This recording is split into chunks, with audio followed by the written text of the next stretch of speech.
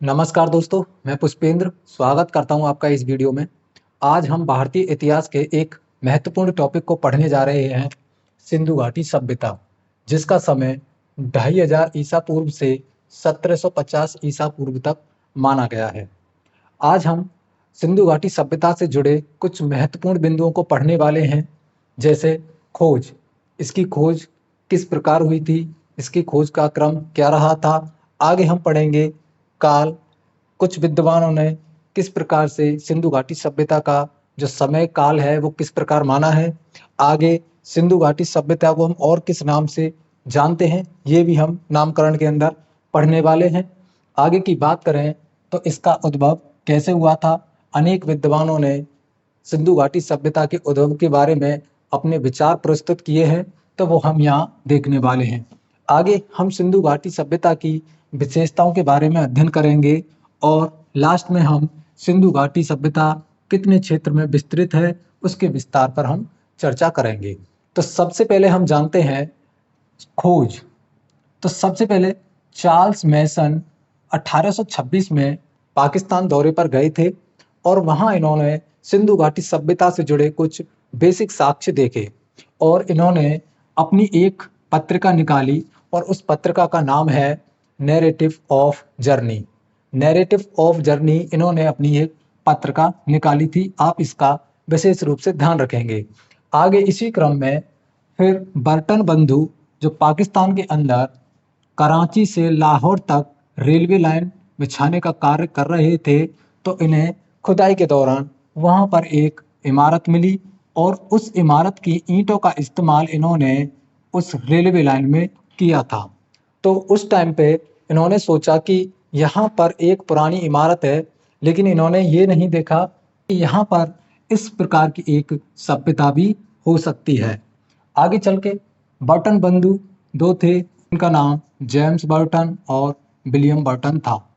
आगे इसी क्रम में भारतीय पुरातत्व का जनक अलेक्जेंडर कनिंघम को, क्योंकि सिंधु घाटी सभ्यता की खोज में अलेक्जेंडर कनिंघम ने बहुत सारे प्रयास किए थे, इसलिए इन्हें भारतीय पुरातत्व का जनक कहा जाता है। आगे चल कर के लॉर्ड कर्जन ने 1905 में भारतीय पुरातत्व सर्वेक्षण विभाग की स्थापना की और उनका अध्यक्ष जॉन मार्शल को बनाया था। तो आप ध्यान रखेंगे 1905 में लॉर्ड कर्जन ने भारतीय पुरातत्व सर्वेक्षण विभाग की स्थापना की और उसका अध्यक्ष जॉन मार्शल को बनाया था। जॉन मार्शल के अंडर ही ये दो लोग कार्य कर रहे थे, पहला दयाराम साहनी और आर.डी. बनर्जी यानी राखलदास बनर्जी। दयाराम साहनी ने 1921 में खुदाई के दौरान हड़प्पा की खोज की और 1922 में राखलदास बनर्जी ने मोहनजोदड़ो की खोज की थी। तो आप देख सकते हैं 1921 में हड़प्पा की खोज हुई और 1922 में मोहनजोदड़ो की खोज हुई थी। तो यहीं से एक प्रश्न पूछा जाता है कि सिंधु घाटी सभ्यता का खोजा गया प्रथम स्थल कौन सा है, तो आपको ध्यान रखना है वो है हड़प्पा सभ्यता। वो है हड़प्पा जो 1921 में खोजा गया था। आगे हम इसके काल की बात करें तो जॉन मार्शल ने सिंधु घाटी सभ्यता का जो काल है वो बताया है 3250 ईसा पूर्व से लेकर के 2750 ईसा पूर्व तक। यहाँ अनेक विद्वानों ने अपने अनेक मत दिए थे, तो इनमें सबसे पहले आपको ध्यान रखना है जॉन मार्शल का। इन्होंने जो कालक्रम बताया था वो 3250 ईसा पूर्व से 2750 ईसा पूर्व तक बताया था। आगे C14 पद्धति, इसे कार्बन 14 पद्धति भी कहा जाता है। इसमें जीवाश्म के आधार पर यह पता लगाया जाता है कि ये सभ्यता कितनी पुरानी है। तो कार्बन पद्धति के आधार पर जो सिंधु घाटी सभ्यता है वो 2300 ईसा पूर्व से लेकर के 1750 ईसा पूर्व तक मानी गई है। और यहाँ देखेंगे अनेक विद्वानों ने अपने अपने मत दिए थे और अधिकतम जो मत निकल के आए थे वो 2500 ईसा पूर्व से 1750 ईसा पूर्व तक निकल के आए थे। तो इन्हीं के मतों के आधार पर हम सिंधु घाटी सभ्यता का जो समय काल है वो 2500 ईसा पूर्व से 1750 ईसा पूर्व तक ही पढ़ते हैं।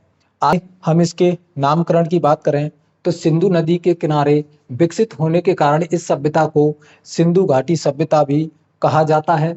इस सभ्यता को हड़प्पा सभ्यता के नाम से भी जाना जाता है।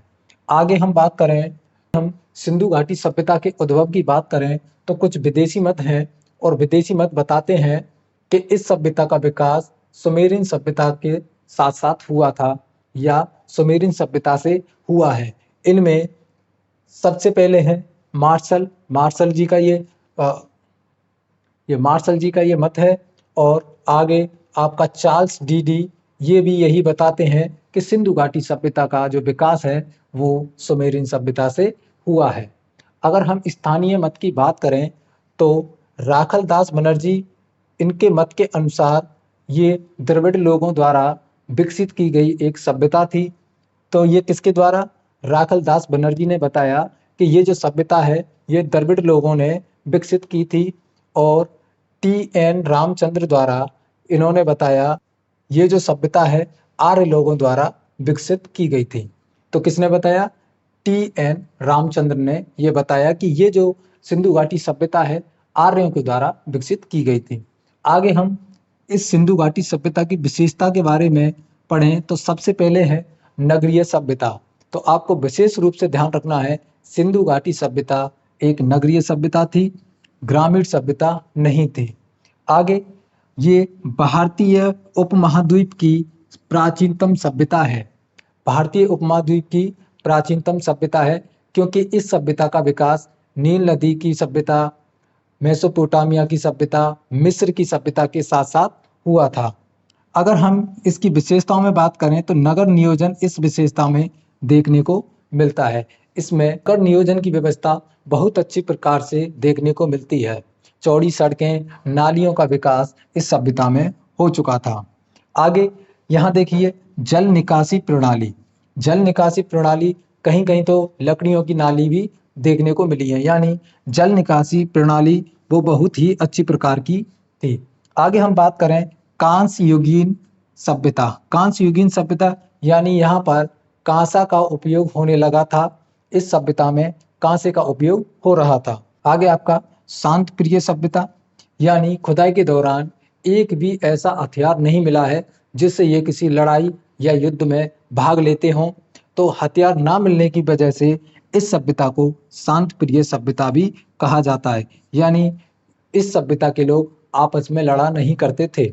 नेक्स्ट अगला है आपका व्यापार प्रधान सभ्यता। यहाँ पर व्यापार प्रधान सभ्यता थी और यहाँ व्यापार अपनी चरम सीमा पर था और यहाँ मुद्राओं का भी प्रचलन था। आगे देखेंगे विस्तृत सभ्यता।